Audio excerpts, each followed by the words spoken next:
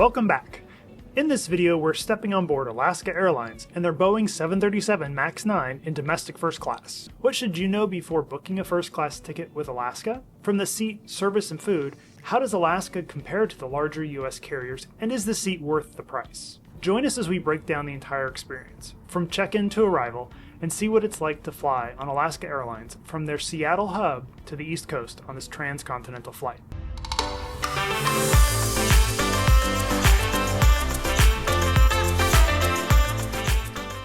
Welcome to Travel at Random. We're Ryan and Trevor. This channel started out of a love of travel. We are here to share unbiased and self-funded trip reports, hotel and flight reviews, and travel advice. We hope we inspire your next getaway.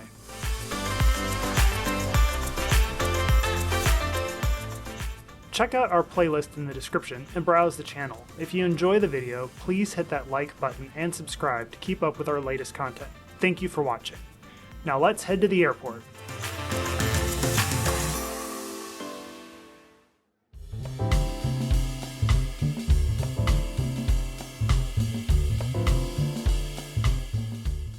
We're starting our day in Seattle, Washington, at Seattle-Tacoma International Airport, code SEA, or SeaTac for short.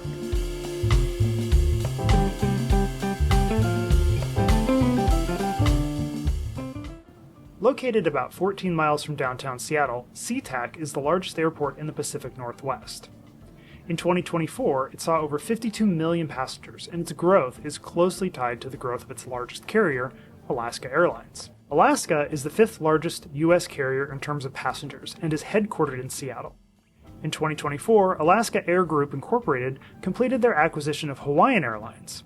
This new combined fleet of aircraft and routes expands Alaska Airlines' reach to more international destinations. Alaska recently announced it's adding 17 new Boeing 787-9s in an effort to further expand their global reach. Today we're not headed across the ocean, but we are crossing the U.S. on our way to Washington, D.C. First-class passengers on Alaska can head to the first-class and elite area for expedited baggage drop and check-in. It's just past door 31. Make sure you look for the first-class and Atmos status bag drop area signs. First-class passengers get 2 free check bags up to 50 pounds each. We're traveling light today, so we'll head on to security. There were no lines and it was a quick process. SeaTac is made up of a main terminal building with concourses A, B, C, and D, and 2 satellite concourses N and S. Alaska Airlines operates out of C, D, and N. SeaTac is also a hub for Delta Airlines, which operates out of A, B, and S. We recently covered a flight on the same route with Delta in their brand new first-class product on an A321neo. If you'd like to see that review, we'll put a link in the description. SeaTac serves a lot of long-haul overseas routes. It has a large collection of airport lounges on offer. A very unique feature of flying Alaska First Class on a longer flight is that lounge access is included. No other domestic carrier includes lounge access on a domestic first class ticket. So let's head to the Alaska Lounge. There are 3 Alaska lounges in the Seattle airport. We're going to explore the one in the D concourse, which is just past security on the way to the D gates. While Alaska does give domestic first class passengers lounge access, there is a catch. The flight must be longer than 2,000 miles. If your flight is less than 2,000 miles, you can get a discounted day pass for $35. It's helpful to note if you have multiple flights, this is based on the longest flight of the day, so you can have the lounge on any leg as long as one of them is over 2,000 miles. Otherwise, you can purchase a day pass for $65 or an Alaska Lounge membership for $595 a year. This gives you access to all Alaska lounges and the Plumeria lounges from Hawaiian Airlines. All Alaska Airlines lounges at Seattle open daily at 5 a.m. The C Concourse Club closes at 7 p.m. and the D and N clubs close at 11.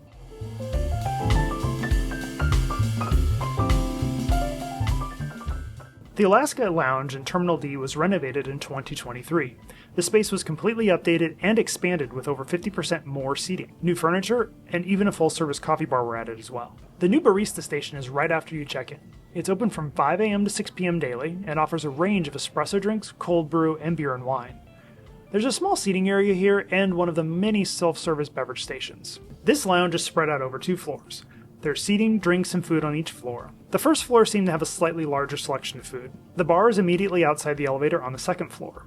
It's compact and the space in general felt a little tight, but it does offer a full bar menu. There was a somewhat limited selection of food. Cold options included a salad station with sandwiches, and for hot food there was mac and cheese and pulled chicken. There were also 2 soups available. This club also had the Coke freestyle machines, and to the side on each level were additional coffee and tea stations. I got the impression from the Wi-Fi password that they were quite proud of their automatic pancake machine, so when in Rome,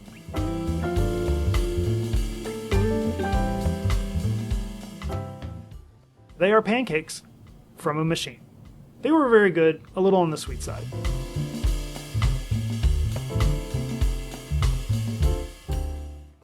There was plenty of seating available and a nice selection of seating types. Places to work, places to eat, places to relax. We set up in one of the lounges on the 2nd floor. These face the floor-to-ceiling windows looking out over the sea and end gates. There were a lot of charging options available, which is appreciated. Views and seating options were better on the upper level, but there were plenty of seats on both floors. There are restrooms located on both floors, although there are no showers in the Alaska Lounge. This lounge offered good views of several gates.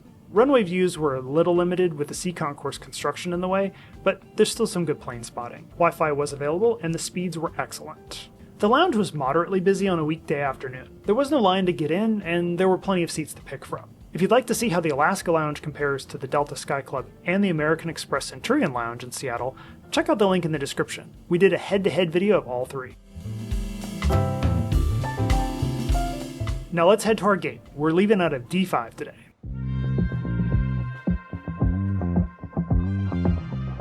Our 4-hour and 23-minute flight today takes us 2,300 miles from Seattle-Tacoma International Airport to Washington Dulles International Airport on board a Boeing 737 MAX 9 in Alaska Airlines First Class. Alaska boards in 7 groups. First class ticket holders are in the priority boarding group, called just after pre-boarding. This group also includes the MVP Gold 100K members. Boarding was smooth and with a lot less gate crowding than I'm used to seeing. I'm looking at you, United. Each seat had its own green flannel blanket waiting on boarding, and the crew came by with pre-departure beverages of water or mimosas.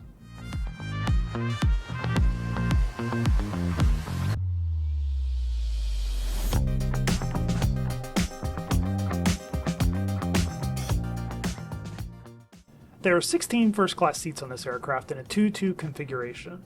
The seats are 20.5 inches wide and have a pitch of 41 inches, well above the average 37 inches that you'll find in most U.S. domestic first-class seats. This route alternates between the 737-900 and the 737 MAX 9. We're on a 737 MAX 9, which has an updated cabin versus the older planes. We have heard that the older seats were a little more plush, though. I'm in seat 4F today. First impression is that the seat bottom was firm, but the side bolsters were contoured, giving the back some nice support. Over the course of the entire flight, I found the seat to be pretty comfortable. The headrest was also very adjustable. There's a small table between the seats with integrated cup holders. Below the armrest, a small cubby with mesh netting. On the front of the console, each seat has its own universal and USB-A power plug. In place of the IFE is a literature pocket. Below that, there were 2 additional mesh pockets.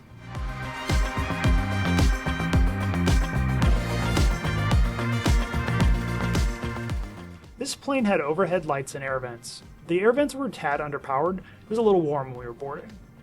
The tray table pulls out from the armrest, but not the center one.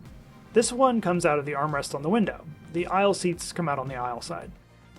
The tray table was sturdy and featured a device holder. The tray table can open up to full size, and the device holder swings around, so it can be used in either position. When fully open, the table rests on the armrest, giving it some support.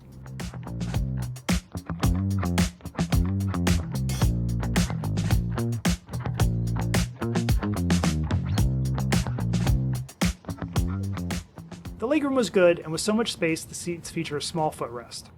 The underseat storage was plentiful, likely because there's no IFE unit. There was a bit of a delay before pushback, and a short wait to take off. All in all, it was about a 15-minute delay.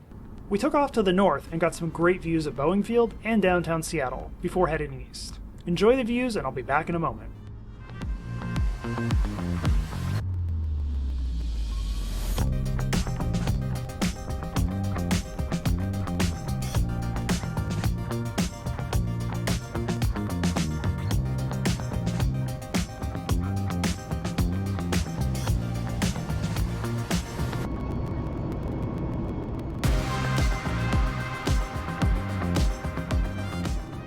As As noted, there's no IFE on either the 737-900 or the newer 737 MAX 9 aircraft.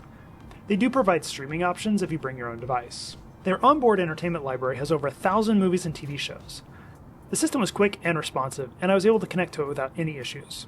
You do have to watch a few commercials before your video starts, but the video quality was good and consistent. Wi-Fi is $8. Messaging and streaming is free. The connection is fast and intuitive, although you have to use a phone browser to enable messaging. It won't work on a tablet or a laptop. As soon as we reached altitude, the flight attendant came by to take drink and meal orders for this dinner flight. Alaska Airlines allows you to pre-select your meal through their website up to 2 weeks prior to your flight.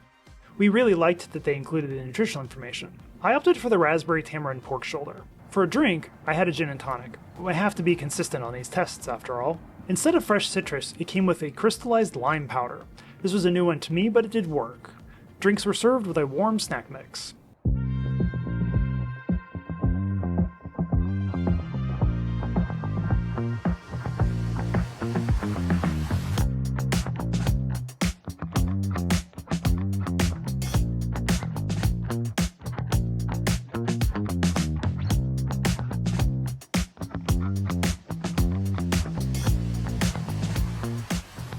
Dinner was served shortly after, although there was no tablecloth on this one, and the napkin was made of a disposable linen material that was a little cheap. The entree came with a warm ciabatta roll and a caprese salad. The pork was a little tough and drier than I expected, and all of the flavor came from the fruit salsa on top. I'm not sure I actually got tamarind or raspberry out of it. The mashed sweet potatoes, however, were my favorite part. They had a really good spice to them. Although listed on the description, there were no corn ribs. Dinner was cleared, and after a half hour, I just kind of assumed that was it. About an hour later, dessert was served. This was a small peppermint cookie and cream ice cream from Salt and Straw. Not the most exciting dessert, but it was very good, and thankfully they gave you a metal spoon to use instead of the silly little plastic one in the lid. During the flight, the crew came by and offered drink refills multiple times. They were very proactive. About 3 hours into the flight attendant came by with a snack basket with a selection of popcorn, jerky, and snack bars. The service was perfectly adequate. The crew were proactive with drinks, but they were not as outgoing as we find with Delta or United. They seemed focused on the task at hand, which they did well. Since this flight left mid-afternoon from the West Coast, our arrival time was after midnight, so unfortunately not much to see on landing tonight.